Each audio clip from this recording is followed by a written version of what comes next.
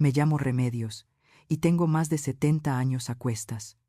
El cuerpo ya se me encorva, y el pelo se volvió blanco hace mucho, pero la memoria sigue tan viva como las brasas que se esconden bajo la ceniza. Hay quienes dicen que el cielo castiga cuando quiere, que los rayos o las sequías son la mano de Dios sobre la tierra. Yo, después de todo lo vivido, sé que no. El verdadero infierno no baja de las nubes, ni arde en las calderas del demonio. El infierno puede habitar bajo nuestro propio techo, sentarse en nuestra mesa, dormir en la habitación de al lado, y lo más terrible es que a menudo se disfraza con el rostro de quien más deberíamos confiar. Hoy, después de tanto silencio, he decidido contar mi historia. No por mí, porque la vida ya se me va agotando como un candil al que apenas le queda aceite. Lo hago por todas las muchachas y mujeres que aún pueden estar pasando lo que yo pasé. Si mi voz, aunque temblorosa, llega a alguien y le da valor, ya habrá merecido la pena. Nací y crecí en un pequeño pueblo de la Alpujarra granadina, encajado entre montañas que en invierno se cubrían de nieve y en verano olían a tomillo y romero. El pueblo se llama Cañar de la Sierra, aunque en los mapas de aquellos años casi ni aparecía. Éramos tan pocos que todos sabíamos el nombre y los secretos de todos. Casas encaladas con tejas rojizas, callejones empedrados donde las gallinas corrían a sus anchas, y en el centro, la plaza con su fuente de agua clara donde se celebraba la feria y se oía cada domingo la campana de la iglesia. De niña, lo que más me gustaba era perderme en aquel paisaje de bancales y castaños. Recuerdo cómo el aire bajaba frío de la sierra y se mezclaba con el humo de las chimeneas. La vida era dura, pero también tenía su belleza sencilla. Los niños jugábamos al corro en la plaza hasta que caía la noche. Las mujeres se sentaban en las puertas a coser o desgranar habas, y los hombres se juntaban en el bar de Tolo a jugar al dominó, con vasos de vino áspero que manchaban los labios de morado. Yo era hija única, y mi madre, doña Maruja, era la ternura hecha persona. Mujer trabajadora como pocas, con manos agrietadas de tanto fregar y bordar, pero siempre con una sonrisa dispuesta. Hacía sopas de ajo que perfumaban la casa y me arropaba con nanas cuando la tormenta hacía temblar los cristales. Tenía la costumbre de guardar ramitos de hierbabuena debajo de la almohada para dormir más tranquila, decía. Mi padre, don Severiano, era carpintero en el aserradero que quedaba a las afueras del pueblo. Todos lo respetaban. Nunca faltaba a misa. Siempre llevaba sombrero el domingo y saludaba con un gesto serio a los vecinos. A ojos de la gente, era un hombre recto, trabajador, incluso ejemplar. Yo, entonces, aún no sabía que las fachadas más firmes pueden ocultar grietas imposibles de reparar. Nuestra casa era humilde, paredes de cal, suelo de tierra apisonada y 3 habitaciones diminutas. En la sala colgaba un cuadro de la última cena que había pintado un primo lejano y un espejo rajado que mi madre recibió de regalo de boda. El olor a leña del fogón se metía en las ropas y ennegrecía las paredes, pero para mí aquel rincón era todo mi mundo. En el colegio, que quedaba a casi 1 hora andando por un camino pedregoso, yo era aplicada. A menudo iba descalza para no gastar el único par de zapatos que tenía. Y, aún así, me encantaba estudiar. La maestra, doña Celia, siempre me decía que tenía cabeza despierta y que algún día sería maestra también. Mi madre se aferraba a esa idea con orgullo. Remedios, hija, los libros son la llave que abre puertas que ni siquiera imaginas. Repetía con ese brillo en los ojos que la enfermedad nunca pudo apagar del todo. Para que no me faltaran cuadernos, ella ahorraba moneditas vendiendo rosquillas y dulces en la plaza los jueves de mercado. Cuando yo me ofrecía a quedarme en casa para ayudarla, me lo prohibía con suavidad. El estudio es lo único que nadie puede quitarte, ni la pobreza ni la desgracia. Yo no lo entendía del todo entonces, pero esas palabras me acompañarían toda la vida. El pueblo en aquella época vivía anclado en el tiempo. La romería de la Virgen de las Nieves era la gran fiesta del año. Procesión por los senderos, guitarras y palmas bajo las estrellas. El resto del tiempo, la vida era repetición. Amanecer con el canto del gallo, misa los domingos, trueque de verduras en la plaza. A veces, Cuando el silencio caía sobre el valle al atardecer, yo pensaba que nada cambiaría nunca, que siempre seríamos los mismos pocos rostros bajo las mismas montañas. No sabía entonces que mi mundo, aquel rincón de aparente calma, estaba a punto de resquebrajarse para siempre, y que lo que más amaba sería lo primero en desaparecer. El primer temblor de mi mundo vino con la enfermedad de mi madre. Yo tendría apenas 15 años cuando comenzaron sus accesos de tos. Al principio eran esporádicos, apenas un carraspeo que ella escondía con un pañuelo de lino bordado. Pero pronto la tos se volvió constante, seca, cada vez más profunda, dejando en sus labios un rastro de sangre que intentaba ocultar de mis ojos. Yo, niña todavía, no entendía del todo lo que estaba pasando, pero algo en su mirada me decía que no se trataba de un simple resfriado. En aquel entonces, en Cañar de la Sierra no había centro de salud ni médico permanente. Solo de vez en cuando subía desde Órgiva un doctor que recorría los pueblos de la Alpujarra. Lo hacía en mula o en un coche viejo que echaba humo, cargado de frascos de cristal y recetas que para la mayoría eran imposibles de costear. Recuerdo la tarde en que entró en nuestra casa, un hombre serio, con bigote fino y olor a alcohol de botica. Escuchó los pulmones de mi madre, le miró la lengua, tomó su pulso. Después, sin mirarnos mucho a los ojos, sacudió la cabeza y murmuró: «Es tisis. Lo siento. Prepárense para lo peor». La palabra cayó como un martillazo. Tisis. Así llamaban a la tuberculosis. En aquel tiempo sonaba a sentencia. El médico recomendó jarabes caros y reposo, remedios que costaban más que lo que mi padre ganaba en varias semanas de carpintería. Si pueden, compren al menos un frasco. Ayudará a calmar la tos. Después se marchó, dejando un olor a tabaco frío en el cuarto. Mi madre, doña Maruja, escuchó todo en silencio. No derramó una lágrima, ni siquiera frunció el ceño. Se limitó a darme la mano y a sonreír con esa dignidad que ni la enfermedad pudo arrebatarle. «No te preocupes, hija, seguiremos adelante», susurró. Yo quería creerla. Pero aquella misma noche, mientras ella se ahogaba en un acceso de tos interminable, comprendí que el destino se estaba cebando con nosotras. Los meses siguientes fueron un descenso lento y doloroso. Maruja apenas podía levantarse de la cama. Yo aprendí a preparar tisanas con tomillo y miel, que me enseñó doña Pilar, nuestra vecina viuda, que siempre venía con un remedio nuevo bajo el brazo. También me mostró cómo colocar paños fríos en la frente cuando la fiebre subía como brasas. Cambiaba las sábanas empapadas de sudor y escuchaba los suspiros fatigados de mi madre en la oscuridad. Mi padre, en cambio, parecía incapaz de afrontar la situación. Pasaba cada vez más tiempo en el aserradero y cuando volvía, se iba a beber al bar de Tolo. «No soporto verla así», murmuraba con la copa en la mano. Yo no entendía entonces que sus palabras escondían algo más, la cobardía de quien prefiere huir antes que acompañar. Los vecinos, como manda la costumbre, intentaban ayudar. Traían caldo de gallina, panes recién hechos, algún puñado de castañas. Todos querían consolar, pero en sus ojos veía la resignación. Sabían que la enfermedad era más fuerte que cualquier remedio casero. Doña Pilar, sin embargo, se convirtió en mi sostén. Era ella quien me decía: «Aguanta, muchacha, que el mundo siempre da la vuelta». Y yo, con apenas 15 años, me aferraba a esas palabras como un náufrago a un madero. El día que mi madre partió, lo recuerdo con un dolor punzante que ni el tiempo ha logrado mitigar. Llovía como pocas veces había visto en la sierra. El agua golpeaba los tejados de teja vieja con furia. Los regueros corrían por las calles empedradas y parecía que hasta el cielo lloraba conmigo. Yo estaba sentada a su lado, sujetando su mano delgada, cuando dio el último suspiro. No hubo grandes palabras, solo un suspiro largo y después un silencio que llenó la habitación como un pozo sin fondo. La noticia corrió rápido por el pueblo.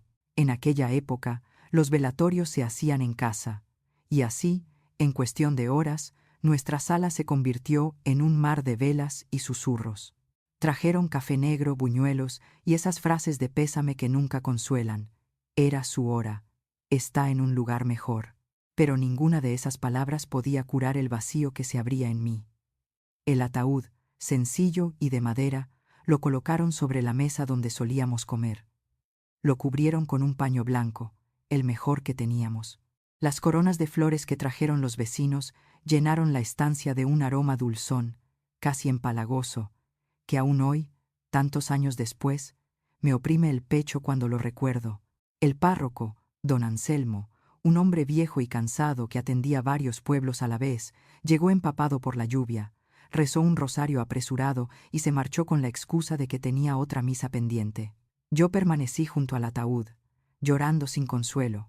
Doña Pilar me acercaba agua con azúcar para calmarme, pero era inútil. Lo único que quería era despertar de aquella pesadilla.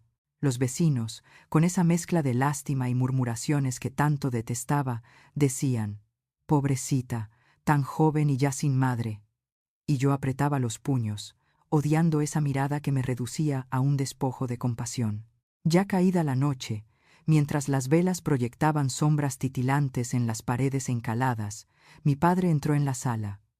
Hasta entonces no había llorado ni una sola lágrima. Su rostro, siempre frío como piedra de río, parecía distinto. Había en sus ojos un brillo extraño que me heló la sangre. Se me acercó y me dijo en voz baja: «Ven, hija, necesito mostrarte algo. Tu madre quería que lo vieras». Me tomó de la mano. Su piel áspera olía a serrín y a vino. Yo, ingenua, pensé que por fin íbamos a llorar juntos, que tal vez había llegado el momento de unirnos en el dolor. Caminamos por el pasillo estrecho hasta el dormitorio de mis padres. Aquel cuarto aún guardaba el aroma de las hierbas que mi madre escondía en saquitos bajo la almohada.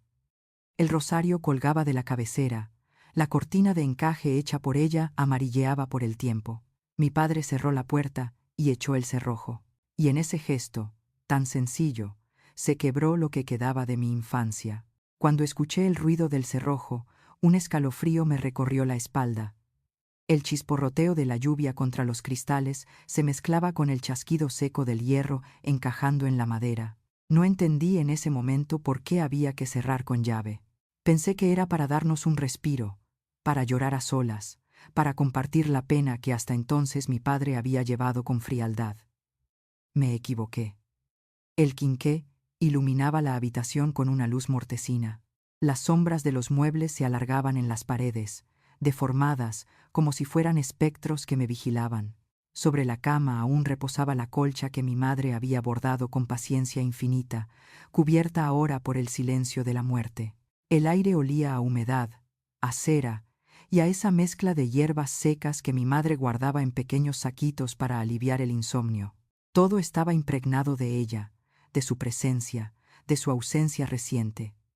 Mi padre se volvió hacia mí, y lo vi como nunca antes lo había visto. Sus ojos, que tantas veces me parecieron severos pero justos, tenían un brillo inquietante. Era como si otra persona hubiera tomado posesión de él.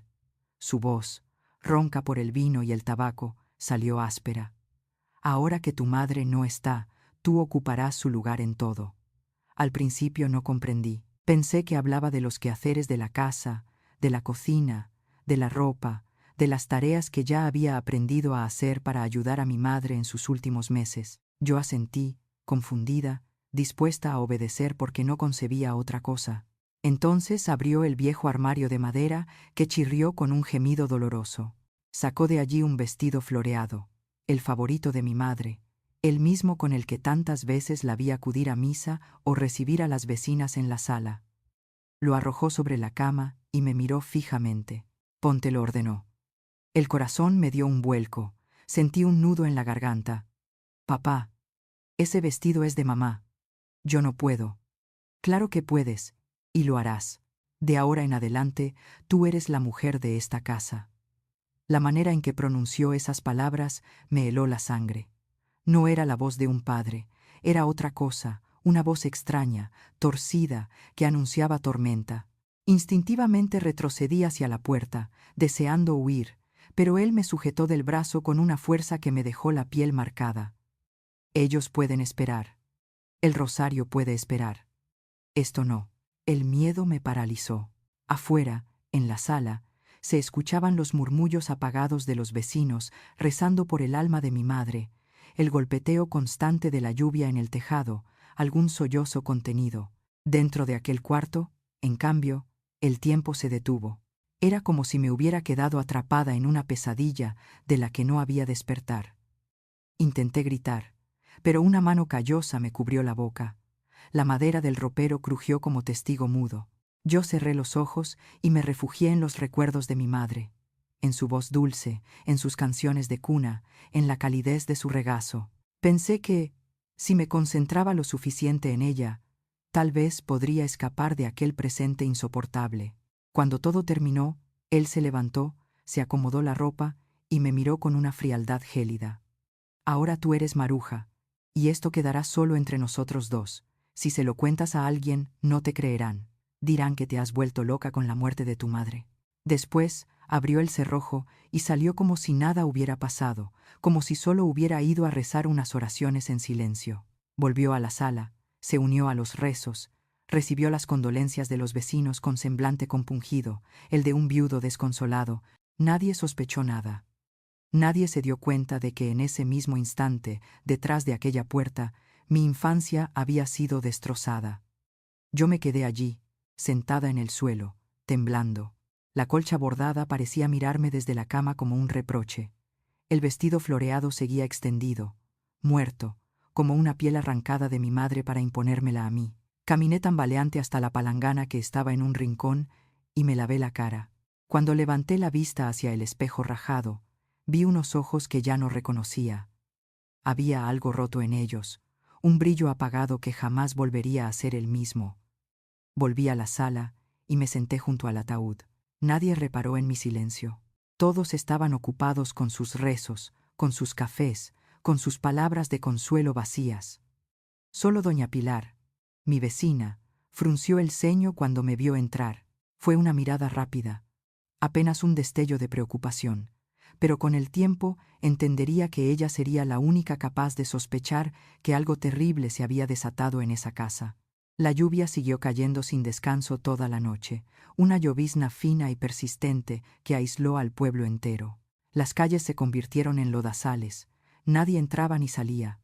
Me sentí como el pueblo mismo, atrapada, sin salida, hundiéndome en el barro de un destino del que no sabía cómo escapar.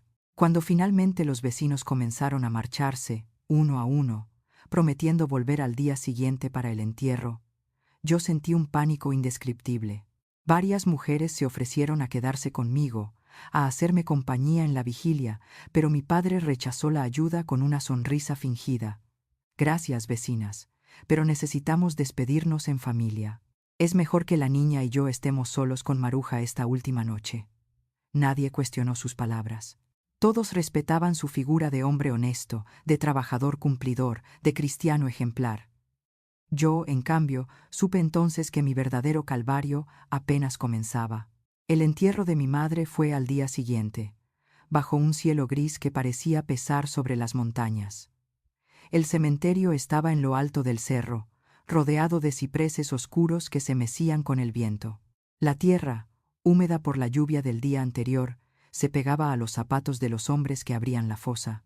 Yo miraba cómo echaban paladas sobre el ataúd y sentía que con cada golpe de tierra no solo enterraban a mi madre, sino también la parte de mí que aún podía llamarse niña. Cuando volvimos a casa, el silencio era tan espeso que dolía. El olor de las velas apagadas todavía flotaba en el aire, mezclado con el perfume barato de las vecinas y con ese aroma dulzón de las coronas de flores marchitas. Sobre la mesa había quedado una taza de café a medio terminar, olvidada por alguien. Todo parecía suspendido en una quietud siniestra. Mi padre, Severiano, no tardó en dejar claro lo que esperaba de mí. Aquella misma noche se plantó frente a mí con los ojos inyectados de un brillo extraño, medio alcoholizado, medio enajenado. «Levántate, Maruja, hay café que preparar», dijo con una voz que no admitía réplica. Lo miré confundida, con el corazón en la garganta. «Papá, soy Remedios». La bofetada llegó tan rápida que apenas tuve tiempo de reaccionar. El ardor en la mejilla me hizo comprender que aquello no había sido un lapsus, sino una imposición. «Sé quién eres», dijo con frialdad, «pero a partir de ahora eres la mujer de esta casa, y el nombre de la mujer de esta casa es Maruja». Esa fue la primera de muchas veces en que me llamó por el nombre de mi madre. Al principio lo corregía, con miedo, pero después comprendí que era inútil. Cada intento de resistencia se pagaba con insultos, con golpes o con esa mirada que helaba la sangre. Era menos doloroso aceptar que luchar contra lo inevitable. Poco a poco, mi identidad fue borrándose. Primero fueron los vestidos de mi madre. Severiano me obligó a ponérmelos, aunque me quedaban grandes, aunque el tejido olía todavía a ella. Yo, con mi cuerpo aún de muchacha, tenía que rellenar el pecho con algodón para parecer más mujer. Después vino el delantal con el que ella cocinaba, y hasta el único pintalabios que guardaba como un tesoro en una cajita de lata. Él me obligaba a usarlo, a trenzarme el cabello como ella lo hacía, a convertirme en un reflejo suyo, en una sombra grotesca. Un día, frente a mí, arrojó mis pocas ropas de niña al fuego del fogón. Las camisas gastadas, la falda azul que me había hecho mi madre, incluso mis calcetas remendadas. Las llamas devoraron todo mientras él decía con voz firme: «Ya no necesitas esto. Ahora vestirás lo que yo te mande». Yo lloraba en silencio, mordiendo la almohada por las noches para que no escuchara mis sollozos. No eran solo telas las que ardían, era mi infancia, mi identidad, mi futuro. La escuela, que había sido mi refugio, también me fue arrebatada. Una mañana la maestra, doña Celia, vino a preguntar por mí. Tocó a la puerta con gesto preocupado. «Buenas tardes», don Severiano dijo con voz clara. «Vengo a saber por qué Remedios ya no asiste a clases. Es una alumna aplicada, con un gran porvenir». Yo me escondí tras la cortina, con el corazón encogido. Mi padre, sonriente y cortés ante los demás, respondió con una calma que me heló la sangre. «Pues verá, doña Celia, después de que mi esposa partió, la niña tiene que ocuparse de la casa. Ya tiene edad para aprender lo que son las obligaciones de mujer. Los estudios no ponen comida en la mesa». La maestra insistió. Habló de mi futuro. Incluso ofreció darme clases por las tardes después de terminar en la escuela. Pero él, con esa sonrisa helada, cerró la puerta a toda esperanza. Se lo agradezco. Pero aquí quien decide soy yo. Y ya he decidido que la niña no seguirá estudiando. Vi en los ojos de doña Celia una mezcla de frustración y lástima. Me miró como quien pide perdón por no poder hacer más. Esa mirada se me clavó en el alma, porque comprendí que el último puente hacia el mundo exterior acababa de romperse. Después de que se marchó, mi padre me arrastró hasta el dormitorio y me zarandeó con violencia. «¿Qué le has contado?», exigió. «Nada, papá, lo juro. Solo vino porque dejé de ir a la escuela». Me miró con desconfianza, pero al final me soltó. Fue la primera vez que agradecí ser conocida como una muchacha callada, que nunca daba problemas. Ese silencio, que tantas veces me hizo sentir invisible, se convirtió en mi única protección. El tiempo pasó. El luto en el pueblo por la muerte de mi madre se fue desvaneciendo. La vida siguió su curso. Las campanas de la iglesia marcaban las horas. Los hombres volvían al bar de Tolo, las mujeres a coser bajo los portales. Nadie imaginaba que, detrás de las paredes encaladas de nuestra casa, yo vivía prisionera. Nadie sospechaba que cada día me hundía un poco más en un infierno del que parecía imposible escapar. Yo, sin embargo, me prometí en silencio, mirando cada noche el retrato de mi madre enmarcado sobre la cómoda. Algún día saldré de aquí. Algún día él pagará por lo que me ha hecho. Esa promesa era lo único que mantenía encendida una brasa de resistencia dentro de mí. Y fue esa brasa la que, más adelante, encendería la llama de mi huida. La rutina de aquellos meses se convirtió en una cárcel invisible. Me levantaba con el alba, preparaba café negro para mi padre, barría la casa, encendía el fogón y fregaba la ropa en el lavadero de piedra que había en el patio. No había risa, no había juegos, solo silencio. El eco de mi madre resonaba en cada rincón, pero era como un fantasma. Estaba en todas partes y en ninguna. Fue entonces cuando la presencia de doña Pilar, la vecina, se volvió mi único alivio. Era una mujer mayor, viuda desde hacía años, con el cabello blanco recogido en un moño sencillo y las manos llenas de callos de tanto trabajar la tierra. Tenía unos ojos pequeños, oscuros, que parecían ver más de lo que uno quería mostrar. Pasaba a menudo con cualquier excusa.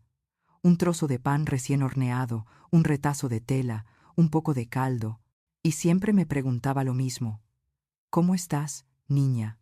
Yo respondía con lo único que me atrevía a decir. Bien, doña Pilar, dentro de lo posible. Pero ella sabía que no era cierto. Lo veía en mis ojeras, en la delgadez de mis brazos, en los moretones que yo intentaba esconder bajo las mangas largas. Nunca preguntó directamente, tal vez porque entendía que no podía, pero en sus silencios había una comprensión que me sostenía. Una tarde, mientras me dejaba un pedazo de bizcocho envuelto en un paño, me apretó suavemente el brazo. Sus dedos tocaron un hematoma que yo creía disimulado. No dijo nada. Solo frunció el ceño y me acarició la mejilla. Ese gesto, tan simple, me dio más consuelo que todas las oraciones del párroco. El tiempo corría despacio, hasta que llegó el día de mercado en la plaza, un miércoles de primavera. Mi padre había ido al aserradero desde temprano y me ordenó que bajara al mercado a comprar algunas cosas. Era la primera vez en mucho tiempo que me dejaba salir sola, aunque sabía que los ojos de medio pueblo vigilarían mis pasos. El mercado era la gran cita semanal en Cañar de la Sierra.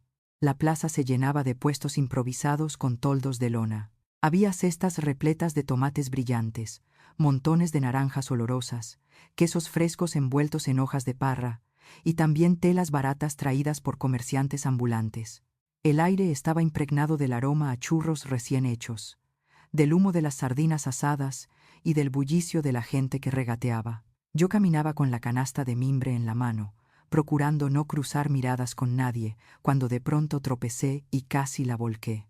Unas manos firmes sujetaron la canasta justo a tiempo. «Señorita, cuidado». Se le caía todo, dijo una voz masculina, clara y joven. Me giré y lo vi. Un muchacho moreno, con la piel tostada por el sol, y unos ojos de un verde sorprendente que contrastaban con su rostro curtido. Sonreía con timidez mientras sostenía mi canasta. Gracias, balbucé, sintiendo cómo me ardían las mejillas. De nada. No te había visto nunca por aquí. ¿Eres del pueblo? Asentí, sin saber muy bien qué decir. Sí, soy de aquí, aunque casi no salgo de casa. Él sonrió de nuevo, como si intuyera la verdad que yo no podía contar. Me llamo Héctor. Soy de Levante. Vine a trabajar en la restauración de la iglesia. Estaré unos meses por aquí. Fue una conversación breve, apenas unos minutos, pero para mí significó más que cualquier cosa en mucho tiempo. Era la primera vez en meses que alguien me miraba como a una muchacha normal, no como a la hija de Severiano, no como a la sombra de mi madre. Héctor me ayudó a cargar la canasta hasta la esquina de la plaza. Yo no permití que me acompañara más allá. El miedo a que alguien lo contara y mi padre lo supiera me atenazaba. ¿Puedo verte de nuevo?, preguntó antes de despedirse. Dudé. En mi interior gritaba un sí, pero en mis labios apenas salió un susurro. No lo sé. Es complicado. Él no insistió. Solo asintió con una calma que me desarmó. Estaré por aquí. Si algún día quieres hablar, me encontrarás. Volví a casa con el corazón ligero, como si hubiera probado por un instante el sabor de la libertad. Pero la realidad me esperaba en la puerta. Mi padre estaba sentado en la mecedora del portal, con el rostro enrojecido por el alcohol y una botella medio vacía a su lado. «¿Dónde estabas?», preguntó con voz cargada de amenaza. «En el mercado, papá, comprando lo que hacía falta», respondí mostrando la canasta. Sus ojos se clavaron en los míos con una furia contenida. «¿Y con quién hablabas?». «¿Quién era ese hombre?». Mi sangre se heló. Alguien nos había visto. En un pueblo tan pequeño, los secretos eran imposibles. «No fue nada, papá, solo me ayudó con la canasta». Pero mis palabras fueron como gasolina sobre las brasas. De un manotazo tiró la canasta al suelo, desparramando tomates y naranjas por el patio. «Descarada, igual que tu madre. ¿Crees que no lo sé? ¿Crees que no sé que me traicionaba?». Nunca había visto tanta rabia en sus ojos. Intenté correr hacia el interior, pero me agarró del cabello y me arrastró dentro de la casa mientras yo gritaba pidiendo auxilio. Nadie vino. Nadie nunca venía. Aquella noche pensé que iba a morir. Me golpeó con el cinturón hasta que el dolor se volvió un murmullo distante, hasta que mi cuerpo dejó de responder. Después, me encerró en el cuartito del fondo, donde se guardaban herramientas y leña. Allí pasé 2 días sin agua ni comida, en la oscuridad más absoluta, con el miedo como único compañero. No sé cuánto tiempo estuve inconsciente. Cuando abrí los ojos, estaba en mi petate.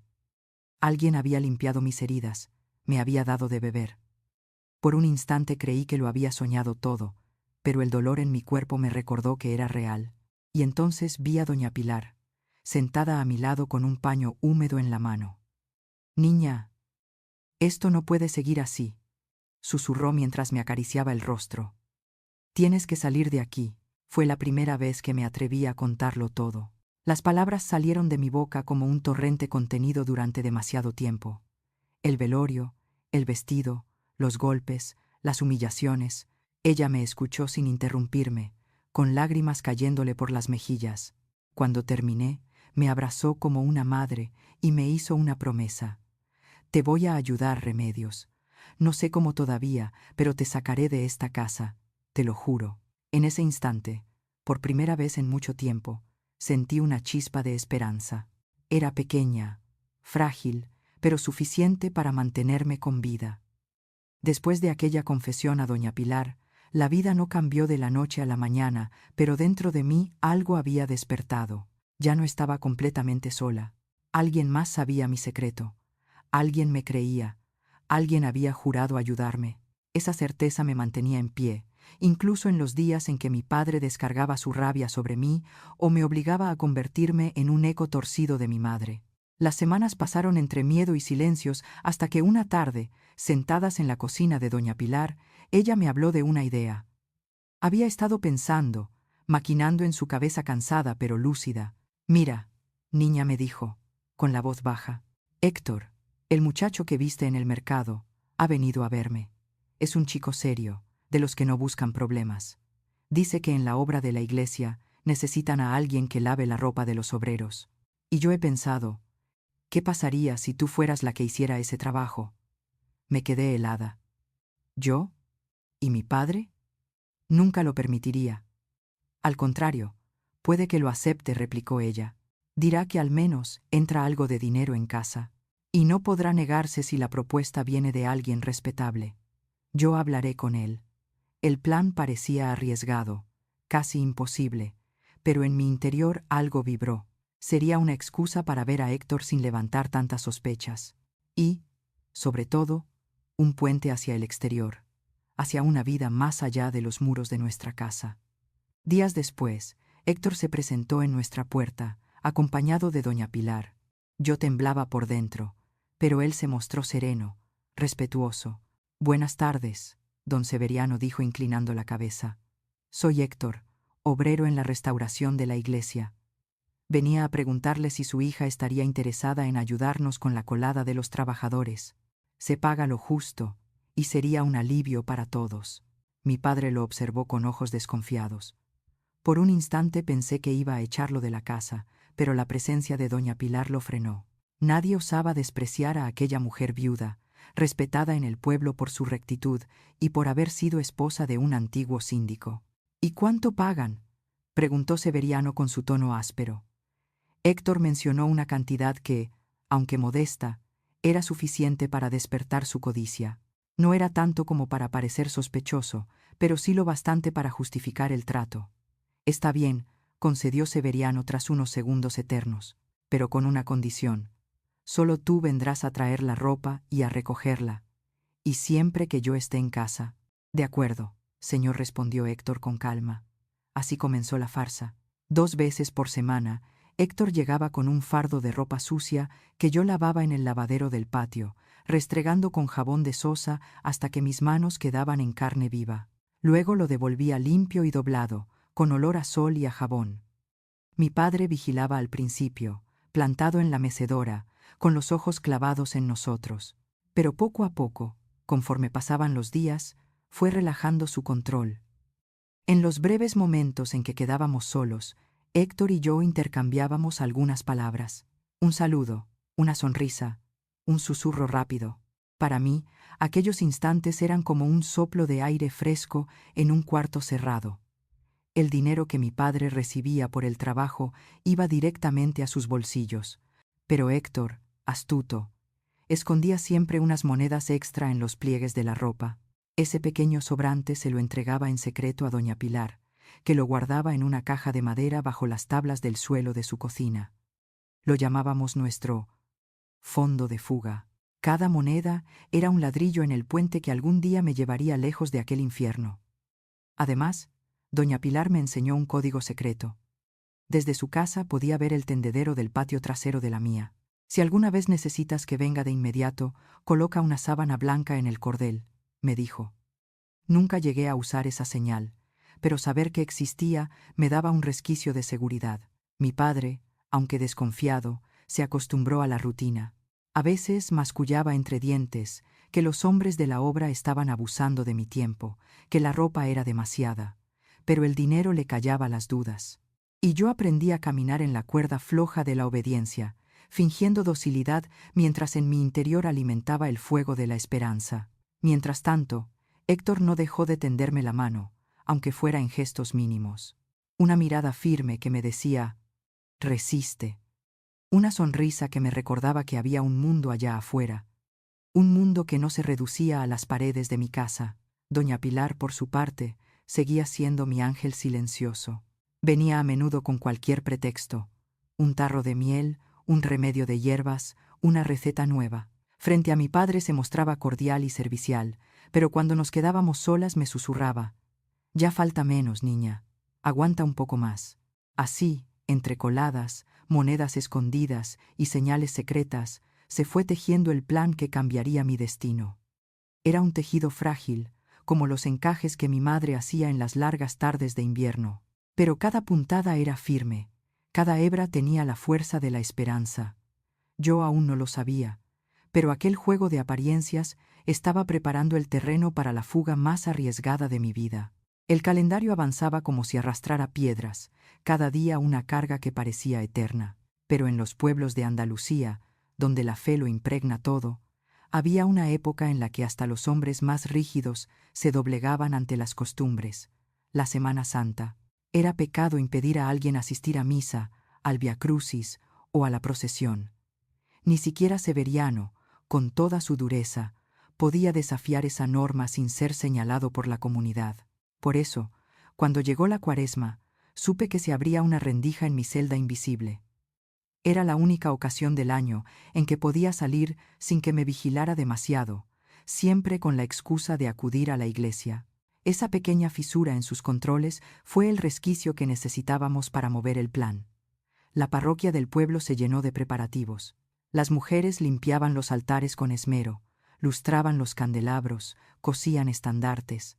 Los hombres montaban las andas de madera sobre las que, en unos días, desfilaría el Cristo crucificado y la Virgen dolorosa. Los niños practicaban en la plaza, jugando a imitar procesiones con velas de cera fría y tambores improvisados con cubos de hojalata. A mí me dejaban acudir a la iglesia a barrer o a ayudar a las mujeres mayores. Severiano, preocupado por las apariencias, no se atrevía a prohibírmelo. Sería mal visto, decía, como si la opinión de los vecinos fuese más fuerte que cualquier miedo suyo.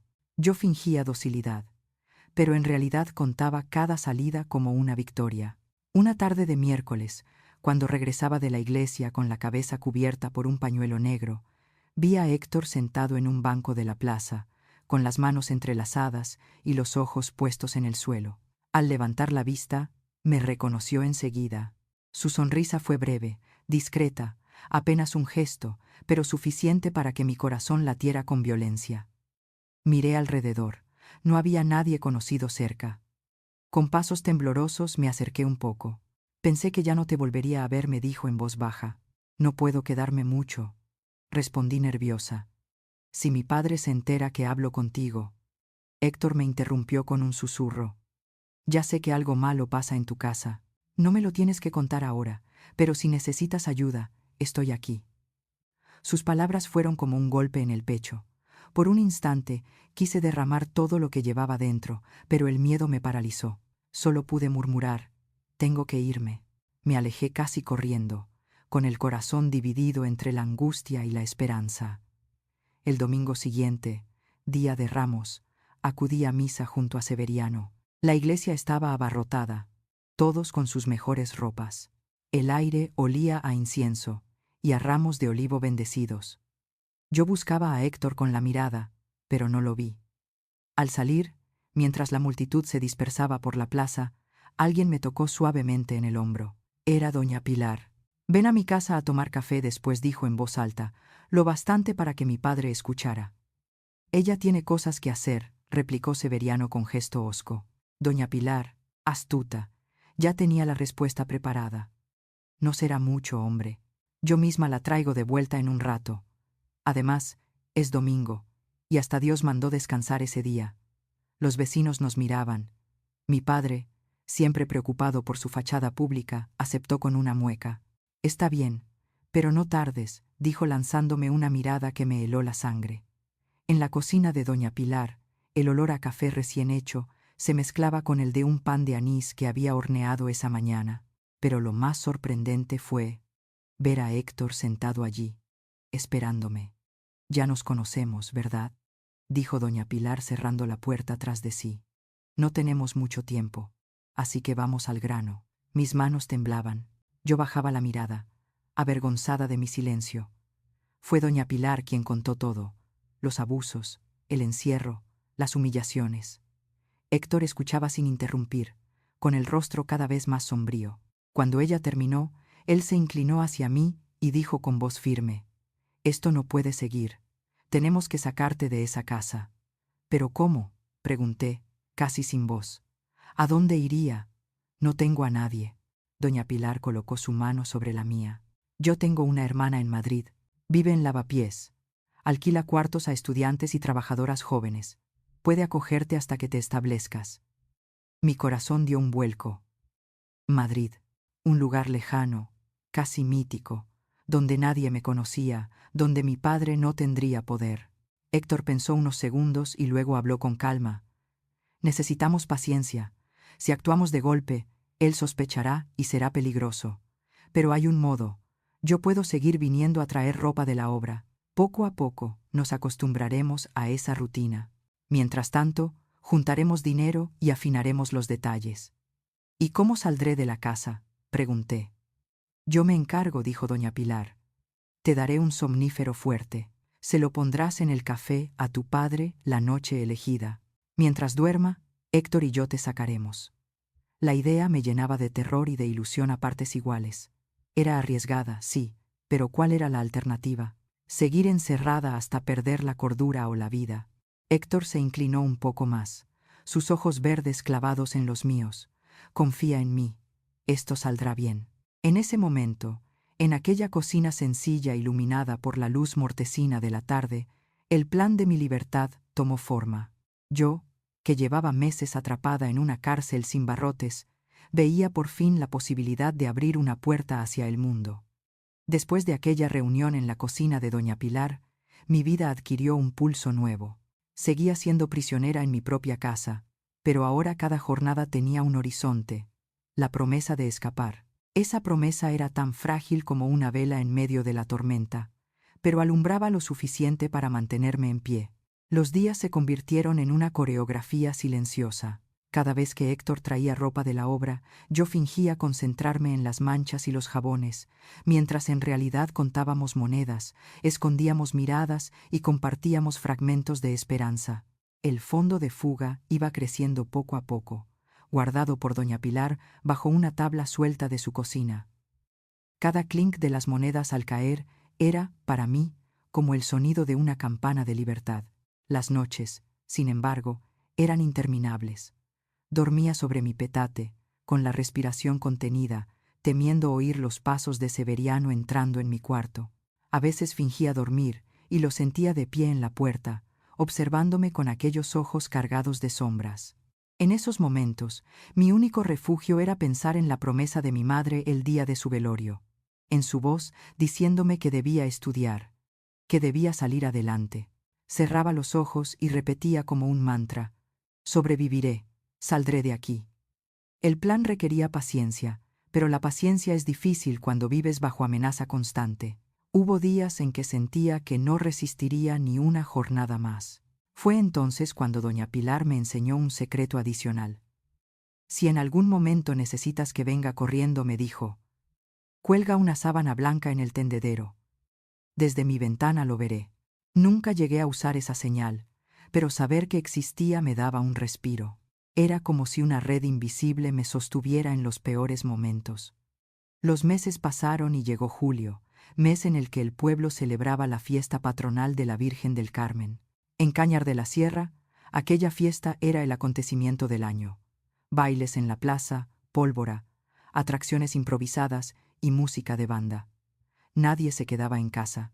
Hasta Severiano, con toda su rudeza, sabía que debía dejarse ver en público con su hija, para mantener su fachada de padre correcto y devoto. Cuando me dijo que iríamos juntos a la fiesta, sentí un nudo en el estómago. No entendía su repentina permisividad, pero pronto comprendí que todo era parte de su teatro. Para los demás, debía seguir siendo el hombre trabajador y religioso que cuidaba de su hija tras la muerte de su esposa. Aquella noche me obligó a ponerme uno de los vestidos de mi madre. El olor a naftalina me revolvía el estómago. Frente al espejo roto vi mi reflejo disfrazado de otra. Peinado con trenzas, labios pintados con el único carmín gastado que había pertenecido a ella. Severiano me observó con una mezcla de orgullo enfermizo y nostalgia envenenada. «Estás igualita a tu madre», murmuró con una voz quebrada por el alcohol. Quise gritar, arrancarme aquel vestido, pero me limité a bajar la mirada y obedecer. La plaza del pueblo estaba iluminada con bombillas colgadas de un extremo a otro, como si fueran estrellas cautivas. El aire olía a churros recién hechos, a vino barato y a pólvora de los cohetes que estallaban en el cielo. Los niños corrían con serpentinas, las parejas se besaban en los rincones oscuros, y la música de guitarras llenaba el aire de alegría. Para todos era un día de fiesta. Para mí, en cambio, era un espejismo, la vida normal que yo no tenía. Severiano me llevó de la mano hasta un banco y me obligó a sentarme allí, bajo su mirada vigilante. Él, en cambio, se unió a sus compañeros del aserradero cerca de un barril de vino. Su atención se desvió hacia las conversaciones y las copas, y en ese instante sentí la mirada de Héctor desde el otro lado de la plaza. No se acercó, claro. Fue doña Pilar quien se levantó de entre las señoras con las que charlaba y vino hacia mí. «Vamos a por un ponche», niña, dijo en voz alta, asegurándose de que Severiano la oyera. Él asintió distraído, demasiado ocupado en su charla. La seguimos entre la multitud hasta un puesto, y allí, en la penumbra detrás de un toldo, estaba Héctor esperándonos. Su rostro estaba serio, más decidido que nunca. «Todo está preparado», dijo en voz baja. «El autobús a Madrid parte el próximo martes a las 4 de la mañana. Te recogeré a las 3 en tu casa. Doña Pilar traerá un somnífero para tu padre la noche anterior. Un amigo mío nos llevará en coche hasta la carretera principal». Las palabras me hicieron temblar. 3 días. Apenas 3 días me separaban de la libertad. ¿Y si se despierta? ¿Y si alguien nos ve?, pregunté con la voz quebrada por el miedo. Doña Pilar me tomó de los hombros y me miró fijamente. «Confía, hija. Ya hemos pensado en todo. Solo tienes que ser valiente un poco más». Volvimos a la plaza fingiendo normalidad. Yo temblaba por dentro, pero en mi rostro procuraba mostrar serenidad. Severiano ni siquiera notó nada. Estaba borracho y animado, jactándose ante sus amigos. Esa noche, al regresar a casa, el silencio pesaba más que nunca. Me acosté en mi petate, mirando el techo de cañas iluminado por la luna que entraba por la rendija de la ventana. El corazón me golpeaba como un tambor en el pecho. Contaba los días, las horas, los minutos. Cada segundo era una batalla contra el miedo. 3 días. Solo 3 días. La libertad estaba tan cerca que casi podía tocarla, y al mismo tiempo tan lejana como un sueño frágil que podía desvanecerse en cualquier instante. El lunes llegó con un peso insoportable. Era el día previo a mi fuga, la última jornada de encierro antes de arriesgarlo todo. Me levanté antes del alba, encendí el fogón con manos temblorosas y preparé el café fuerte que tanto gustaba a Severiano. Cada movimiento me parecía definitivo. como si el mundo entero contuviera la respiración junto conmigo. A lo largo del día, nada parecía diferente en apariencia, pero yo notaba algo extraño en mi padre. Caminaba por la casa más callado de lo normal. Sus ojos me seguían con una insistencia que me helaba la sangre. No eran solo los habituales destellos de dureza. Había desconfianza, como si algo dentro de él hubiera olido el peligro. Al caer la tarde, doña Pilar apareció como todos los lunes, con un pan de anís envuelto en un paño de lino. Sus pasos eran lentos, pero su mirada me atravesaba con un mensaje secreto. Me entregó el pan delante de Severiano, diciendo con voz cordial: «Aquí le traigo un postre para acompañar el café, don Severiano.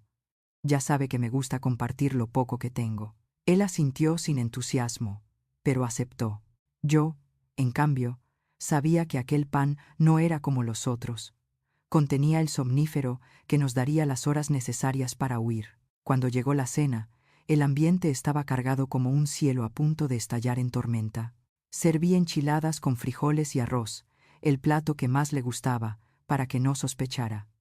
Comió en silencio, bebiendo tragos largos de tequila entre bocado y bocado. Yo apenas probé la comida. Tenía un nudo en la garganta que no me dejaba tragar. De pronto, sin previo aviso, golpeó la mesa con la palma abierta. «¿Qué te pasa hoy, Concepción?», preguntó usando, como siempre, el nombre de mi madre. «Nada. Papá. Solo estoy cansada», respondí evitando su mirada.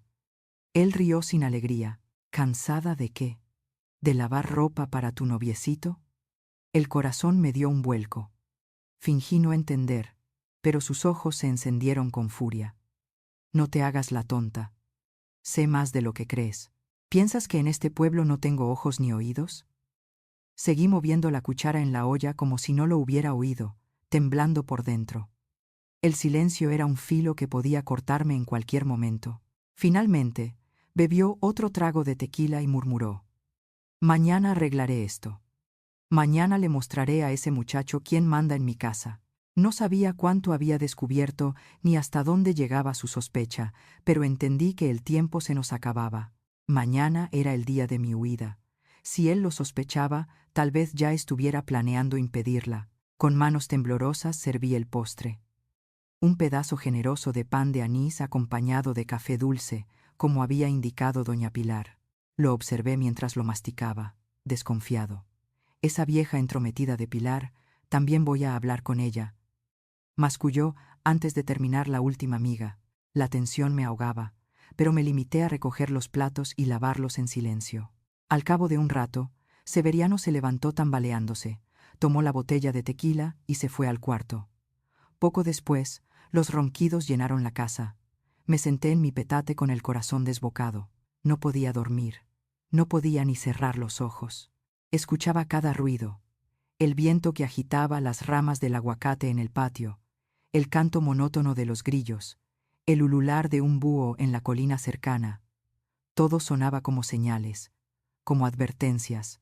El reloj viejo de pared marcaba cada segundo con un tic-tac que martilleaba mi cabeza. A las 2 de la madrugada, me levanté con cuidado. Tomé el costal de yute, donde había guardado lo poco que me pertenecía, una muda de ropa, el peine quebrado, la medalla de la Virgen de mi madre y las monedas que Héctor me había entregado escondidas en los pliegues de la ropa. Me acerqué a la puerta principal. Estaba cerrada con llave. Busqué en el clavo de la pared, donde siempre la dejaba, pero no estaba allí. El pánico me recorrió el cuerpo. Caminé hasta la habitación de mi padre, empujando suavemente la puerta entreabierta. Allí estaba, dormido boca arriba, roncando con la botella vacía junto a la cama, y en su pecho, colgando de una cadena, brillaba la llave de la casa. Nunca lo había hecho antes. Nunca había dormido con la llave encima. Era como si, de algún modo, supiera lo que estaba a punto de suceder. Retrocedí, paralizada, con la respiración contenida. Pensé en huir por las ventanas, pero todas estaban clavadas con tablas. La única que quedaba era la del cuarto de herramientas, un poco más grande, pero también bloqueada. Él había pensado en todo. Me senté en el suelo, con lágrimas silenciosas resbalando por mis mejillas. La esperanza parecía derrumbarse en ese instante. Toda la preparación, Todo el plan, en vano. Y entonces escuché un sonido suave en la puerta principal. Un golpecito metálico, como de alguien probando una ganzúa. Me acerqué con cautela, el corazón latiendo tan fuerte que temí que despertara a mi padre. Remedios. ¿Estás ahí? Susurró una voz al otro lado. Era Héctor. Corrí a la puerta y pegué la boca al hueco de la madera. Sí, estoy aquí, pero la puerta está cerrada. Mi padre tiene la llave en el cuello. Aléjate, me ordenó él. Voy a intentar abrirla. Durante lo que pareció una eternidad, oí el chirrido de metal contra metal, hasta que finalmente sonó un clic. La cerradura cedió y la puerta se abrió lentamente. Allí estaba Héctor, con el rostro sudoroso pero aliviado. Rápido, tenemos que irnos. Doña Pilar nos espera en la carretera. Me tomó del brazo, recogió mi costal y me sacó al patio. La luna llena iluminaba el camino como un farol inmenso. Apenas habíamos cruzado el huerto, cuando un grito desgarrador salió de la casa. ¡Remedios! Era Severiano. Se había despertado. El somnífero no había sido suficiente, o quizás su odio era más fuerte que cualquier droga. El silencio de la noche se quebró. Los perros ladraron, las gallinas cacarearon. Héctor me jaló con fuerza. ¡Corre! Corrimos entre las matas de maíz y las hileras de frijol. Yo apenas podía respirar, pero no me detenía. Detrás de nosotros, la voz de mi padre resonaba como un trueno. Maldita seas, no escaparás.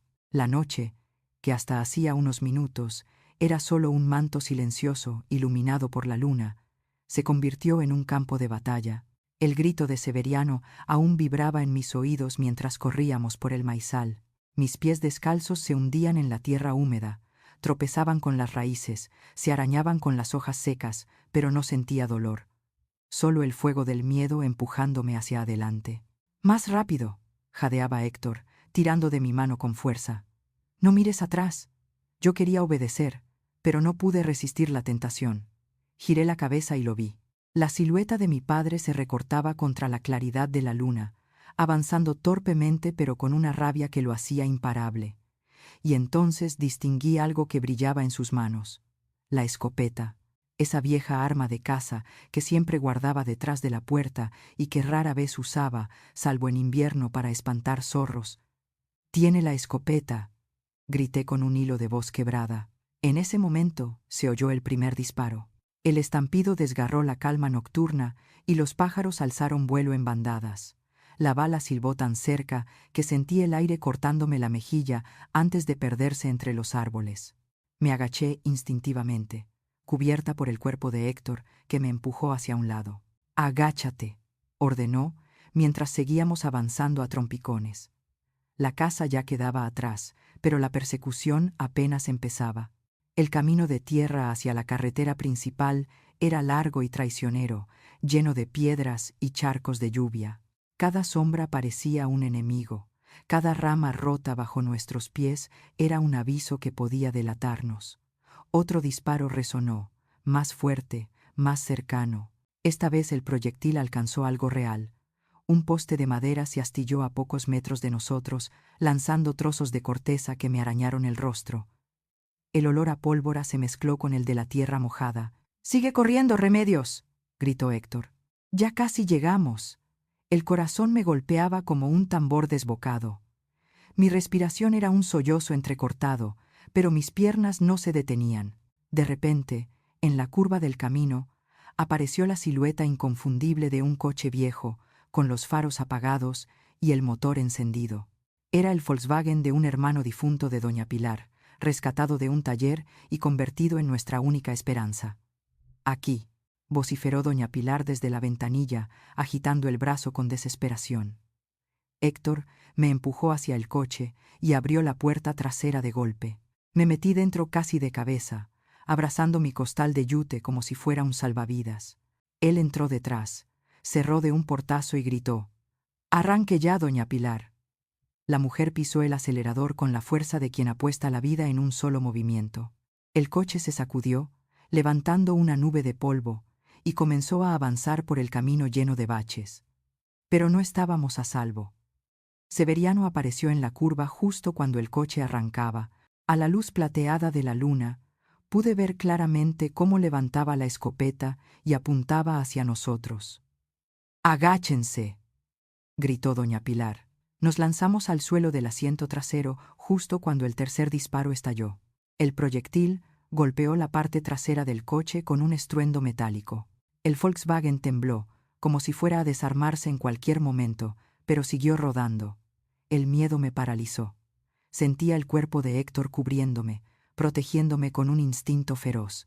Sus brazos eran un escudo, y aún así temblaba. No sabía si era por el miedo o por la rabia contenida. El coche tomó velocidad, avanzando por la vereda como un animal herido pero decidido a sobrevivir. Doña Pilar mantenía las manos firmes en el volante, aunque sus labios murmuraban oraciones entre dientes. «Aguanten, niños. Ya casi llegamos a la carretera», decía, sin apartar la vista del camino. Detrás de nosotros, la voz de mi padre se alzó entre los disparos fallidos y los ladridos de los perros del pueblo. «Remedios, maldita seas, eres mía, mía».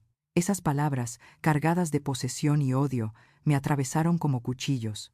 Cerré los ojos con fuerza y me apreté contra el pecho de Héctor, intentando borrar aquella voz que me perseguía desde hacía años. Finalmente, tras unos minutos que parecieron eternidades, el Volkswagen saltó sobre el último bache y alcanzó la carretera principal. El asfalto rugió bajo las ruedas y el pueblo quedó atrás, oculto por la distancia y la noche. Doña Pilar aceleró aún más, como si quisiera poner un océano entre nosotros y ese hombre. El aire nocturno entraba por las ventanillas, azotando mi rostro con un frescor que olía a libertad. Me incorporé despacio, todavía temblando, y miré por la ventana trasera. En la lejanía, bajo la luz de la luna, vi la figura de mi padre. Había quedado de pie en medio del camino de tierra, con la escopeta colgando de sus manos. Parecía más pequeño, más viejo, pero aún emanaba la amenaza de siempre. «Lo logramos», susurró Héctor, tomando mi mano. «Eres libre, Remedios. Libre». Una palabra sencilla, pero tan inmensa que me hizo llorar. Las lágrimas caían silenciosas, no de tristeza, sino de un alivio tan profundo que me dolía en el pecho. Miré hacia adelante, hacia el horizonte oscuro, y supe que la vida que conocía había terminado. Una nueva estaba a punto de comenzar. Pero, en lo más profundo de mi corazón, también supe que mi historia con Severiano aún no había acabado. El destino nunca deja cuentas pendientes. El coche de doña Pilar nos condujo por horas en la penumbra. El viejo motor del Volkswagen rugía como un animal cansado, pero avanzaba con la terquedad de quienes saben que llevan más que cuerpos. Transportaba una vida, un futuro, una esperanza. La carretera se estiraba interminable bajo la luna, y cada kilómetro era una cadena que se rompía entre mí y el infierno que había dejado atrás. Héctor iba a mi lado en el asiento trasero, con la mirada fija en el horizonte, aunque de vez en cuando me apretaba la mano con fuerza, como para recordarme que estaba allí, que no volvería a soltarme. Yo, con el costal de yute en el regazo, no podía dejar de llorar en silencio. Lágrimas tibias me corrían por las mejillas, mezcla de miedo, de alivio y de un dolor que aún no sabía cómo nombrar. Al amanecer, llegamos a una ciudad más grande, una de esas urbes intermedias donde la carretera principal se bifurcaba hacia diferentes destinos. Allí nos esperaba la estación de autobuses, con sus bancos de madera, el olor a gasoil y el rumor constante de viajeros que iban y venían con prisa. Era un mundo totalmente nuevo para mí. Nunca había visto tanta gente junta, nunca había escuchado tantas voces a la vez. Doña Pilar aparcó el coche en un rincón apartado y nos hizo bajar con cuidado. Se quitó el pañuelo de la cabeza y mirándome con esos ojos oscuros y sabios, me dijo: «Hija, hasta aquí llego yo. Mi deber era sacarte de esa casa, ponerte en camino. Ahora te toca a ti seguir. En Madrid te espera mi hermana, Teresa. Es buena mujer, trabajadora. Ella te acogerá como si fueras sangre de su sangre». No supe qué decir. Solo me lancé a sus brazos y la abracé con todas mis fuerzas. Olía a pan recién horneado y a hierbas secas, ese aroma que siempre me hacía sentir en casa. Entre sollozos, le prometí que nunca olvidaría lo que había hecho por mí. Héctor me acompañó hasta el andén. El autobús a Madrid partía a las 4 de la mañana en punto. El cielo aún estaba oscuro, apenas clareando con el primer albor. Los faros del autobús iluminaban el asfalto mojado como ojos de gigante. El conductor, un hombre de bigote canoso y voz ronca, revisaba billetes con gesto aburrido. Antes de subir, Héctor sacó de su bolsillo un pequeño paquete envuelto en papel marrón. «Para que recuerdes», dijo entregándomelo, «que no todos los hombres son como tu padre». Lo abrí con manos temblorosas. Era un camafeo sencillo de latón, dentro del cual había una estampita de San José, protector contra los males. «Te esperaré en Madrid, cuando termine mi trabajo aquí», añadió. Su voz tenía la firmeza de una promesa, aunque en sus ojos vi también la sombra de la incertidumbre. Quise responder, decirle lo que sentía, pero las palabras no salieron. Solo lo abracé, fuerte, como si en ese gesto pudiera guardar lo que no me atreví a decir en voz alta. Cuando subí al autobús y me senté junto a la ventana, lo vi allí, de pie junto a doña Pilar, cada vez más pequeño mientras el vehículo se alejaba. Levanté la mano en un último adiós. El motor rugió, las ruedas giraron y, poco a poco, el pueblo que me vio nacer quedó atrás para siempre. El viaje fue largo, interminable. Por la ventanilla pasaban montañas, campos de trigo, pueblos blancos encaramados a las laderas. Yo los miraba como si fueran paisajes de otro mundo.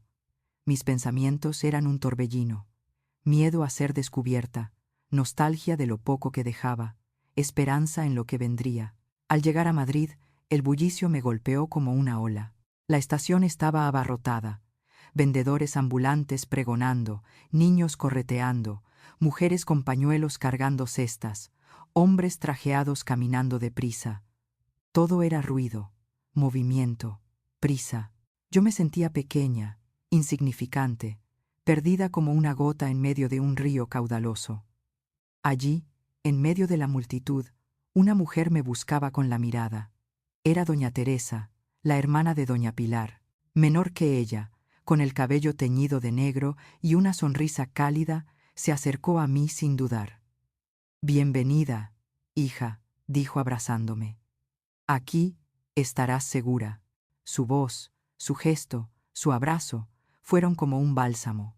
Me llevó a su apartamento en Lavapiés, un edificio antiguo con paredes desconchadas y escaleras de madera que crujían a cada paso.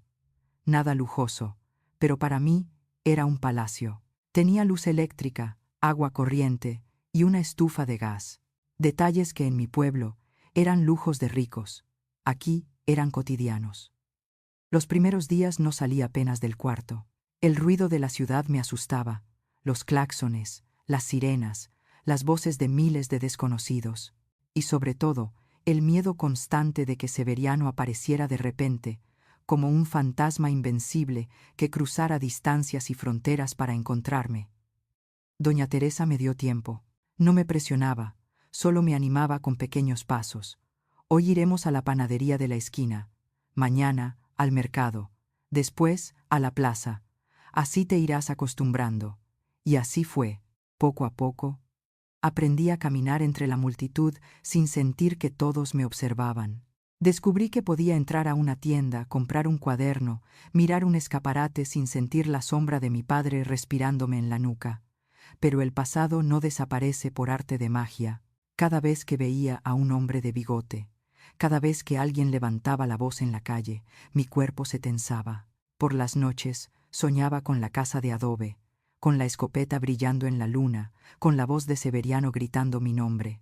Me despertaba sudando, con el corazón en un puño. Doña Teresa me escuchaba en silencio, sin juzgar.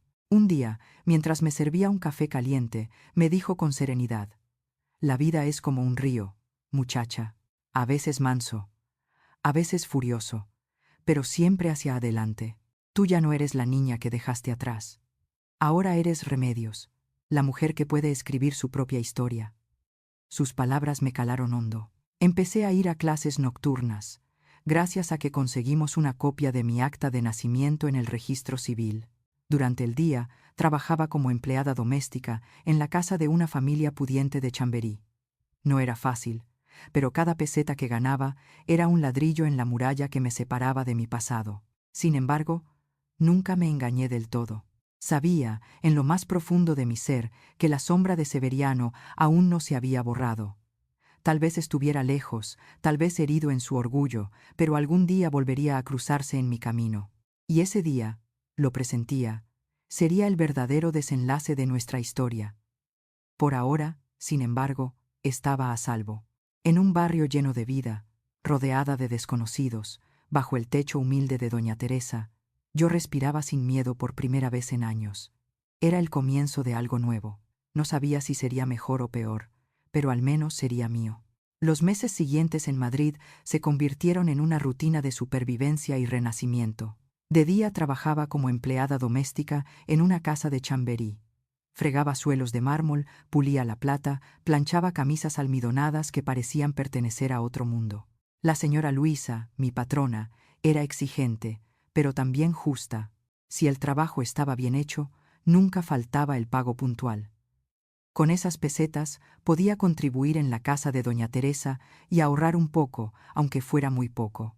De noche, después de cenar un trozo de pan con aceite y una taza de café, caminaba hasta la escuela nocturna del barrio. Allí, bajo la luz mortecina de las bombillas, aprendía lo que en mi pueblo había quedado truncado: las letras, los números, la historia de un país que apenas conocía porque mi vida entera había sido un encierro. Cada página de un libro era como un ladrillo que me separaba del pasado. A veces me dolían las manos de tanto fregar durante el día, pero aún así pasaba horas copiando dictados o resolviendo ejercicios. Doña Teresa me animaba. Estudia, muchacha. Nadie puede quitarte lo que aprendas. Es tu escudo contra todo. Sus palabras me recordaban a mi madre, aquella mujer que, aún enferma, me obligaba a ir a la escuela en el pueblo. La voz de las dos se entrelazaba en mi memoria, como un hilo invisible que me sostenía. El recuerdo de Héctor era otra llama que no se apagaba. Me había prometido que vendría a Madrid cuando terminara la obra en Cañar de la Sierra. Cada vez que escuchaba pasos en la escalera, cada vez que el cartero llamaba, mi corazón se agitaba con la esperanza de que fuera él. Y, durante un tiempo, llegaron cartas. En la primera, me contaba que había vuelto al pueblo y que mi padre lo había enfrentado borracho, escopeta en mano, pero que otros hombres lo habían detenido. En la segunda decía que debía ir a Levante a cuidar a su madre enferma antes de viajar a Madrid. Después, el silencio. Esperé semanas, luego meses. El cartero dejó de ser un portador de ilusiones y pasó a ser un recordatorio de lo que nunca llegó. Me debatía entre pensar que algo malo le había ocurrido o que, simplemente, había seguido su vida sin mí. En mis noches de soledad me quedaba mirando el camafeo de latón con la estampita de San José, como quien reza a un santo inexistente. Los años avanzaron. Terminé la primaria en la escuela nocturna, luego la secundaria. Con esfuerzo conseguí un trabajo mejor en una tienda de telas en el centro. Era un lugar bullicioso, lleno de clientas que pedían retales de seda, lino o algodón. Allí aprendí a sonreír de nuevo, a conversar, a sentirme parte de la vida cotidiana de la ciudad. Poco a poco construí un círculo de conocidos, amistades ligeras pero sinceras.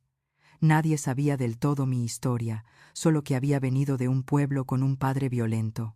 El resto lo guardaba en silencio, porque las heridas, aunque cerradas, aún dolían. Fue en esa tienda donde conocí a Carlos, un hombre bueno, vendedor de fábrica en Puebla, que venía una vez al mes a dejar mercancía. Tenía una voz tranquila y unos gestos respetuosos que me hicieron sentir, por primera vez, que podía confiar en un hombre. Con el tiempo nos enamoramos, y unos años después, en 1975, nos casamos en una ceremonia sencilla. Doña Teresa estaba allí, orgullosa como una madre. Doña Pilar, ya mayor, no pudo viajar, pero me envió una carta bendiciendo mi unión. Ese día, por un instante, creí haber derrotado del todo a mi pasado. Creí que los fantasmas se habían quedado encerrados en aquella casa de adobe que nunca volví a pisar. Carlos y yo construimos una vida tranquila en la colonia Roma. Tuvimos 2 hijos, Mariano en 1976 y Laura en 1978. Yo me dedicaba a la casa y a los niños, él a su trabajo de comerciante. A veces me sorprendía riendo, cocinando, soñando con el futuro. Eran años luminosos, donde el dolor parecía un recuerdo lejano, pero el pasado no desaparece por decreto. Volvía en forma de pesadillas. Severiano gritando mi nombre, el cañón de la escopeta brillando bajo la luna, el cinturón alzándose en su mano. Despertaba empapada en sudor, con Carlos abrazándome en silencio, respetando mis miedos sin hacer preguntas. En 1980, 11 años después de mi fuga, recibí una carta de doña Pilar. Sus palabras eran una advertencia que me heló la sangre. Remedios, tu padre está en Madrid buscándote. No está bien de la cabeza. Bebe todo el tiempo, habla solo, tiene ataques de rabia. Jura que te encontrará y te llevará de vuelta aunque sea a la fuerza. Ten cuidado, hija. Al leerla, sentí que el suelo desaparecía bajo mis pies. Madrid era enorme, pero de repente se volvió pequeña, demasiado pequeña. Cada esquina podía ocultar a Severiano. Cada sombra en la calle podía ser él. Carlos quiso ir a la policía, pero yo sabía que poco podían hacer. ¿Qué diría? ¿Que temía a mi padre por abusos ocurridos hacía más de una década? Sin pruebas, sin testigos, nadie me creería. El peso del silencio, una vez más, me caía encima. Durante semanas viví en alerta constante. Cerraba puertas y ventanas con doble cerrojo, miraba por la mirilla antes de abrir, evitaba salir sola. Aún así, la pesadilla que tanto temía se materializó un domingo por la mañana. Carlos había ido al mercado con los niños y yo estaba sola en casa. El timbre sonó y al mirar por la ventana lo vi. Allí estaba mi padre, más viejo, más flaco, el rostro surcado de arrugas y vicios, pero con los mismos ojos que me habían perseguido desde la infancia. Golpeaba la puerta y gritaba mi nombre. Remedios, soy tu padre, ábreme. El corazón me martilleaba tan fuerte que pensé que me daría un infarto. Me escondí detrás de la cortina, paralizada. Él insistió, primero con súplicas, luego con golpes furiosos contra la madera. Los vecinos salieron a mirar. Alguien llamó a la policía y se lo llevaron entre forcejeos. Creí que todo terminaría allí, pero estaba equivocada. 3 días después lo volví a ver, parado en la esquina, observando la casa. El fantasma había regresado. Esta vez, no como un recuerdo, sino como carne y hueso. Y yo entendí que la batalla final aún estaba por librarse. Durante semanas, la figura de Severiano se convirtió en una sombra que me acechaba en cada esquina. No siempre aparecía, pero yo lo sentía, como un aliento helado en la nuca. Una tarde lo vi parado frente a la escuela de mis hijos. Otra, sentado en un banco de la plaza a 2 calles de mi casa, y más de una vez, apoyado contra la pared del mercado, con los ojos clavados en mí. Nunca me hablaba, nunca se acercaba demasiado, pero su sola presencia bastaba para devolverme al infierno. Carlos intentaba darme valor. Ya no eres la niña indefensa de antes, me decía mientras me tomaba de las manos. Ahora tienes una familia, tienes derechos, tienes tu voz. No estás sola. Sus palabras eran bálsamo, pero el miedo era más fuerte. Yo sabía lo que mi padre era capaz de hacer. Lo había visto en su rabia, en su violencia sin límites. Y aunque los años lo habían envejecido, esa furia seguía intacta. Una noche, mientras preparaba la cena, escuché un golpe seco contra la ventana. Me asomé temblando y lo vi. Severiano había arrojado una piedra envuelta en un papel. Con manos temblorosas abrí la nota. Era una letra tosca, casi ilegible. Eres mía. Nadie puede robarme lo que me pertenece. Pronto irás conmigo, aunque sea muerta. Las palabras me helaron la sangre. Esa misma noche, Carlos y yo fuimos a la comisaría. Allí, frente a un oficial indiferente, relaté lo sucedido. El hombre escuchó con gesto cansado, como quien oye una historia más en una ciudad llena de desgracias. ¿Tiene pruebas de que la amenaza proviene de su padre?, preguntó. Le mostré la nota. Él la leyó con desdén y la dejó sobre la mesa. Está bien. Vamos a poner una denuncia. Si vuelve a aparecer, avísenos de inmediato. Sentí que no era suficiente, pero era lo único que tenía. Por primera vez en mi vida, mi voz quedaba registrada en un papel oficial, denunciando al hombre que me había destruido la infancia. Los días siguientes fueron una tortura. Severiano parecía multiplicarse. Lo veía en los portales, en los bares, en los mercados. Pero un martes de otoño, la suerte cambió. Al salir de la escuela, donde había recogido a mis hijos, lo encontré esperándome en la esquina. Esta vez no se limitó a mirar. Se acercó, tambaleante, con los ojos inyectados en sangre y la escopeta colgada del hombro. Remedios dijo con voz ronca: «Es hora de volver a casa». La gente en la calle gritó al ver el arma. Algunos corrieron, otros se escondieron tras los coches. Yo quedé paralizada, abrazando a mis hijos contra el pecho. Carlos, que venía detrás de mí, se interpuso entre nosotros. «No vas a tocarla jamás», le dijo con una calma que ocultaba un coraje feroz. Severiano levantó la escopeta, pero antes de que pudiera disparar, 2 policías que ya lo vigilaban se lanzaron sobre él. El arma cayó al suelo con un estruendo metálico. Hubo gritos, forcejeos, golpes. Finalmente lo redujeron, esposado, mientras maldecía a todos a su alrededor. «¡Ella es mía!», vociferaba, escupiendo al aire. «¡Mía!». Lo subieron a un furgón policial mientras los vecinos aplaudían con nerviosismo. Yo, en shock, apenas podía mantenerme en pie. Carlos me sostuvo, y mis hijos lloraban escondiendo la cara en mi falda. Severiano fue trasladado a la cárcel de Carabanchel. Allí, lejos de los campos de su pueblo, envejeció como un animal encerrado. Su salud se deterioró rápidamente, devorado por el alcohol y la rabia. Un mes después, recibí una llamada inesperada. Era un funcionario de la prisión. «Señora Remedios, lamento informarle que su padre ha fallecido esta madrugada. Una hemorragia interna». No sufrió mucho. La noticia me dejó en silencio. No supe si llorar, reír o gritar. Durante días caminé por la casa como un fantasma, sin poder comprender qué sentía. Alivio, tristeza, rabia, era todo eso y nada a la vez. Carlos me encontró una noche, sentada en la mesa, mirando el camafeo de San José que me había dado Héctor tantos años atrás. «Ya está, amor», me dijo. «El monstruo se ha ido». Entonces, por primera vez en mi vida, lloré sin miedo. No eran lágrimas de dolor, sino de liberación. Cada sollozo era un trozo de cadena que se rompía. Cada lágrima era una puerta que se abría. El entierro de Severiano fue pequeño y sin luto. Nadie lo lloró, salvo quizá algún viejo compañero de taberna. Yo no acudí. No necesitaba verlo bajo tierra para saber que había desaparecido de mi vida. Mi verdadera despedida ocurrió en mi cocina, abrazada a mis hijos, susurrándoles que ya no debían temer más. Con el tiempo, comprendí que mi historia no terminaba con su muerte. Terminar significaba olvido, y yo no quería olvidar. Mi infancia rota, mis años de cautiverio, mi fuga desesperada, todo eso formaba parte de mí. Era mi herida, sí, pero también mi fuerza. Un día, de pie frente al espejo, me miré fijamente y me dije a mí misma: «No soy Maruja, no soy la sombra de nadie.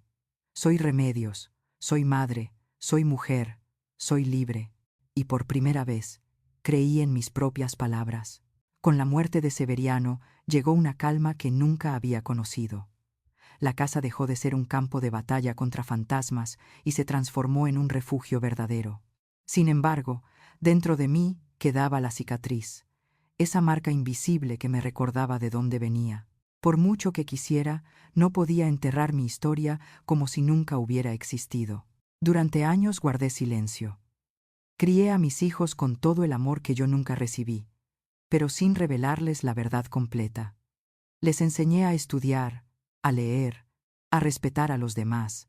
Les inculqué que la dignidad no se negocia y que la libertad es sagrada. Pero cuando me preguntaban por mis abuelos, respondía con evasivas. No quería que la semilla de la violencia contaminara su inocencia. El tiempo pasó, y mis hijos crecieron. Mariano se convirtió en profesor de literatura, un hombre reflexivo y justo. Laura eligió ser enfermera, con una vocación de servicio que me llenaba de orgullo. Los vi hacerse adultos, formar sus propias familias, y entonces llegaron los nietos: Lucía, Diego, Carmen y Ana. Sus risas llenaron mi casa de una música que curaba. Fue entonces cuando comprendí que había llegado la hora de contar mi verdad. No para revolcarme en el pasado, sino para dejarles un legado, una advertencia, una herencia de resistencia. Una tarde de invierno, reuní a todos en la sala. Encendí la estufa de gas, serví chocolate caliente con churros y les pedí que se sentaran. Me miraron con extrañeza. Sabían que algo importante iba a salir de mis labios. Quiero contaros mi historia, dije con voz firme, aunque las manos me temblaban. No la de una abuela cualquiera, sino la de una niña que tuvo que sobrevivir al monstruo que debía protegerla. Los niños abrieron los ojos como platos, y mis hijos se miraron entre ellos, sorprendidos. Nunca había hablado tan claro. Y entonces empecé. Les relaté la muerte de mi madre, el día del velorio en que me vistieron con su ropa. Les conté cómo Severiano me obligó a convertirme en maruja, cómo me arrebató la escuela, la libertad, la infancia. Les hablé de los golpes, de la soledad, del infierno cotidiano. Hubo lágrimas, silencios pesados, incluso rabia. Mis nietos no podían creer que su abuela hubiera vivido aquello. Pero yo continué, con la voz entrecortada pero firme. Les conté cómo doña Pilar me tendió la mano, cómo Héctor me dio esperanza, cómo planeamos mi fuga y cómo escapé bajo los disparos de una escopeta. Cuando terminé, la sala estaba en silencio. Solo se oía el chisporroteo de la estufa. Entonces añadí: no os lo cuento para que me tengáis lástima. Os lo cuento porque quiero que sepáis que incluso en la oscuridad más absoluta hay una salida.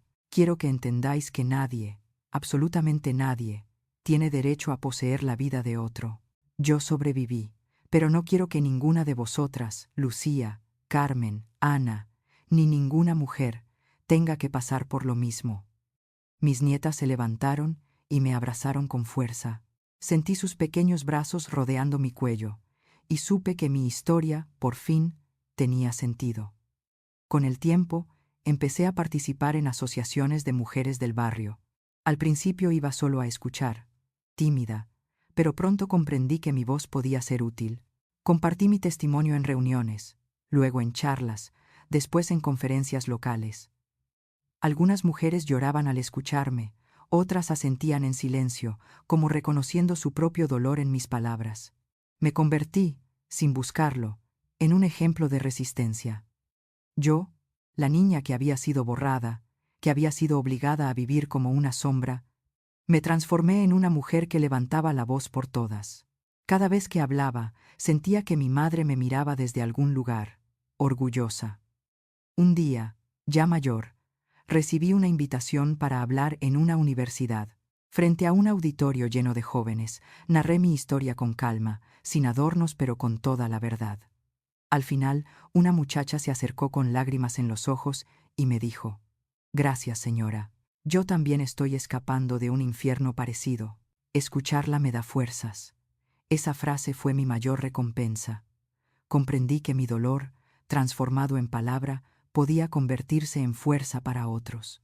Ahora, al borde de la vejez, cuando miro a mis nietos corretear por el patio y a mis hijos sonreír con orgullo, sé que la vida me dio una segunda oportunidad. No fue fácil, no fue justo, pero sobreviví. Y sobrevivir, en mi caso, fue una forma de victoria. En mi habitación, sobre la cómoda, aún guardo el camafeo de San José que me dio Héctor. Nunca volví a verlo. A veces me pregunto qué fue de él, si pensó en mí, si supo que logré escapar. No importa. En cierto modo, sigue conmigo. Fue el símbolo de mi libertad, y lo será hasta el final. Cuando mis nietos me preguntan cuál es la lección más importante de mi vida, siempre respondo lo mismo: que nadie puede arrebatarnos la dignidad si no se la entregamos, que incluso las cadenas más pesadas pueden romperse, y que el amor, aunque venga de desconocidos, puede salvarnos. Ese es mi legado. No una casa, no riquezas, no herencias materiales. Mi herencia es la historia de una niña llamada Remedios, que fue obligada a vivir como otra, pero que un día encontró el valor para decir: soy yo, y soy libre. La vejez llegó como llega el amanecer, despacio, sin aviso, hasta que un día me descubrí con el cabello blanco, las manos temblorosas y las rodillas que ya no me sostenían como antes. No me quejo. Cada arruga en mi rostro es un surco de batalla ganada. Cada cicatriz invisible es testimonio de una resistencia que nadie pudo borrar. Mis días transcurren ahora en calma. Me despierto temprano, preparo café y me siento en el patio a escuchar el canto de los pájaros. Madrid, con todo su ruido, parece más suave desde mi ventana. Los nietos me visitan con frecuencia. Corren, ríen, llenan la casa de esa música que me recuerda que sobreviví para verlos crecer. A veces, cuando los miro jugar, siento que mi infancia robada se recompone en ellos, como si el tiempo, con su magia extraña, me devolviera lo que alguna vez me quitaron. Por las noches, cuando todos duermen y el silencio se adueña de la casa, me quedo mirando el camafeo de San José. Ese pequeño objeto me ha acompañado toda la vida. Pienso en Héctor, aquel joven de ojos verdes que arriesgó todo por ayudarme. Nunca volví a verlo. No sé si vive, si formó su propia familia, si alguna vez me recordó. Pero su gesto me salvó. Y comprender eso me basta. He aprendido, con los años, que la vida no siempre concede justicia perfecta. Mi padre murió en una celda, devorado por su propia furia, pero eso no borró lo que hizo. Tampoco me devolvió lo perdido. Durante mucho tiempo me pregunté si debía odiarlo hasta el final o perdonarlo. El odio, lo sé ahora, es una cadena que también ata al que lo carga. Y yo pasé demasiados años encadenada. Así que un día, frente al retrato viejo de mi madre que aún conservo, decidí soltarlo. No porque él lo mereciera, sino porque yo merecía vivir ligera. A mi madre, en cambio, la perdoné desde siempre. A veces me reproché en silencio que no me hubiera protegido más, que su voz de ternura no bastara para detener el infierno que me esperaba después. Pero hoy entiendo que hizo lo que pudo, enferma, frágil, sola frente a un hombre como Severiano. Ella me enseñó a leer, me enseñó a rezar, me inculcó la fe en que había un mundo más allá de las montañas. Gracias a esas semillas, yo tuve la fuerza de escapar. La muerte ya no me asusta. He estado cerca de ella muchas veces, cuando corría bajo los disparos de la escopeta, cuando pasaba noches enteras encerrada en el cuarto de herramientas, cuando los fantasmas del pasado me perseguían en sueños. Ahora, la veo como una vieja amiga que algún día vendrá a buscarme, y cuando llegue, quiero recibirla con serenidad, con la certeza de que mi vida, aunque marcada por el dolor, fue también un canto de resistencia. Lo que más me enorgullece no es haber sobrevivido, sino haber transformado ese dolor en fuerza para otros. Cada mujer que me escuchó y encontró valor en mi historia, cada joven que comprendió que no estaba sola, es parte de mi victoria. Ese es el verdadero sentido de mi vida, convertir las cenizas en semillas. Si alguna vez alguien pregunta quién fui, quiero que digan: Remedios fue una mujer que nació en las montañas, que conoció la oscuridad más terrible, pero que nunca dejó de buscar la luz. Fue madre, abuela, amiga y voz de quienes no podían hablar. Su historia no terminó en el miedo, sino en la libertad. En mis últimos años, al cerrar los ojos, veo 3 imágenes que me acompañan como un tríptico sagrado. La primera, el rostro de mi madre sonriendo mientras me peina en la cocina humilde de nuestra casa. La segunda, la mano firme de Héctor tirando de mí bajo la luna, con las balas silbando detrás. Y la tercera, mis nietos corriendo hacia mí, llamándome abuela, con risas que limpian todas mis heridas.